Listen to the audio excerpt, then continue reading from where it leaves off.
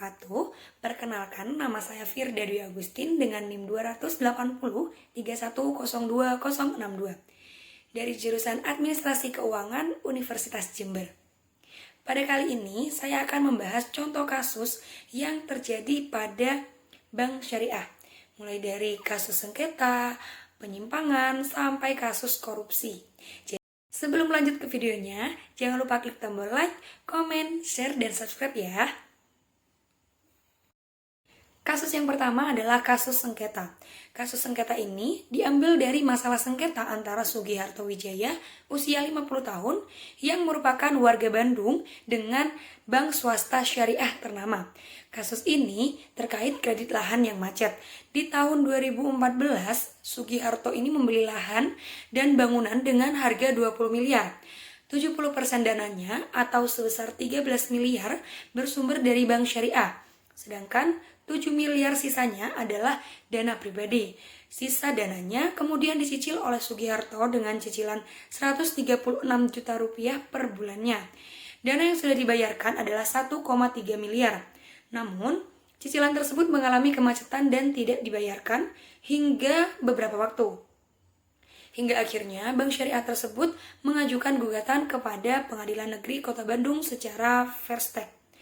Gugatan tersebut dimenangkan oleh pihak bank swasta syariah dan menjual tanahnya ke pihak lain. Nah, pada kasus ini, Sugiharto melalui kuasa hukumnya meminta untuk Pengadilan Negeri Bandung agar mencabut putusan bank syariah tersebut. Namun, ditolak karena alasan kewenangan.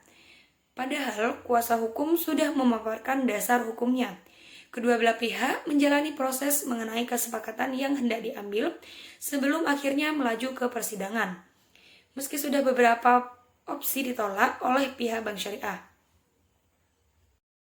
Nah, berdasarkan kasus di atas, ada poin yang perlu diperhatikan dan menjadi nilai minus dalam menangani sengketa perbankan syariah, yaitu mengenai tumpang tindih laporan yang menyebabkan kesulitan pihak tergugat.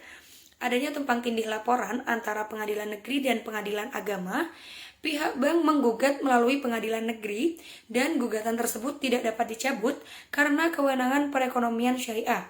Dalam perbankan syariah, memang tidak dapat terhindar dari sengketa dan masalah lainnya. Kedua adalah kasus penyimpangan. Studi kasus pada bank syariah di Indonesia, yang dimana pada saat mengaudit laporan keuangan bank syariah tersebut, yang merupakan cabang dari bank konvensional, telah menemukan bahwa bank syariah tersebut telah melakukan pembiayaan atau pendanaan kepada sebuah koperasi umum, yaitu Koperasi Berkah Syariah, yang terjadi beberapa kali, namun ternyata terjadi transaksi non-syariah compliance pada koperasi tersebut. Sementara diketahui pembiayaan itu sudah berlangsung selama kurang lebih 3 tahun. Dan selama 3 tahun koperasi tersebut membayar margin tiap bulan akibat pendanaan tersebut kepada bank syariah. Yang artinya karena pengelolaannya koperasi tersebut tidak syariah, maka secara tidak langsung bank mendapatkan margin dari penghasilan non-halal dari koperasi tersebut, sehingga penghasilan bank syariah tersebut bercampur dengan pendapatan halal dan non-halal. Sehingga tentunya tindakan bank syariah ini membuat laporan keuangan bank tersebut menyimpang dari PSAK 101 tentang penyajian laporan keuangan syariah. Yang terakhir adalah kasus korupsi. Kejaksaan Agung beberkan posisi perkara tindak pidana korupsi pemberian fasilitas pembiayaan dari PT Bank Syariah Mandiri Cabang Sidoarjo kepada PT Hasta Mulia Putra yang diduga merugikan negara sebesar 14,2 miliar. Kepala Pusat Penerangan Hukum pada Kejagung, Leonard Eben Ezer Simanjuntak, mengemukakan bahwa kasus korupsi tersebut berawal pada tahun 2013, di mana PT Hasta Mulia Putra lewat direktur utamanya bernama Ernawan Rahman Oktavianto telah mendapatkan fasilitas pembiayaan dari PT Bank Syariah Mandiri Cabang Sidoarjo sebesar 14,250 miliar rupiah. Uang tersebut akan digunakan oleh PT Hasta Mulia Putra untuk membiayai usaha dan modal kerja pengerjaan proyek pembangunan ruko dan perumahan di kota Madya Madiun. Fasilitas pembiayaan ini dicairkan ke dalam 3 tahap, yaitu tahap pertama 23 Agustus 2013 sebesar 7,5 miliar rupiah. Tahap kedua pada tanggal 3 September 2013 sebesar 2 miliar rupiah. Dan tahap ketiga pada 3 Oktober 2013 yaitu sebesar 4 miliar 750 juta rupiah.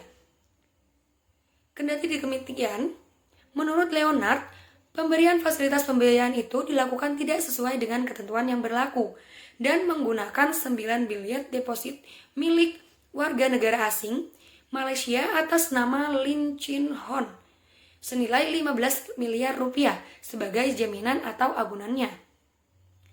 Leonard menjelaskan penggunaan 9 bilet deposito tersebut bisa dilakukan karena adanya peran dari warga negara asing Singapura atas nama James Kwek yang jadi perantara antara tersangka Ernawan Rohman Oktavianto dengan Kepala Cabang PT Bank Syariah Mandiri Cabang Sidoarjo atas nama Prima Zulid Rosa dan Sales Asisten PT Bank Syariah Mandiri Cabang Sidoarjo Firman Ari Rustaman. Mereka menjanjikan akan memberikan bunga atau bagi hasil yang besar kepada Lin Chin Hon. Atas permintaan James Kwek, deposito tidak diikat gadai oleh PT Bank Syariah Mandiri kantor cabang Sidoarjo. Selanjutnya, tersangka Prima Zulid Rosa dan Firman Ari Rustaman meminta tersangka Ernawan Rohman Oktavianto untuk menyerahkan 20 sertifikat atas nama PT Hasta Mulya Putra di Pusat Grosir Madiun, Jalan Seruni Timur, Kota Madia, Madiun, Jawa Timur, sebagai jaminan pendamping. Tersangka ERO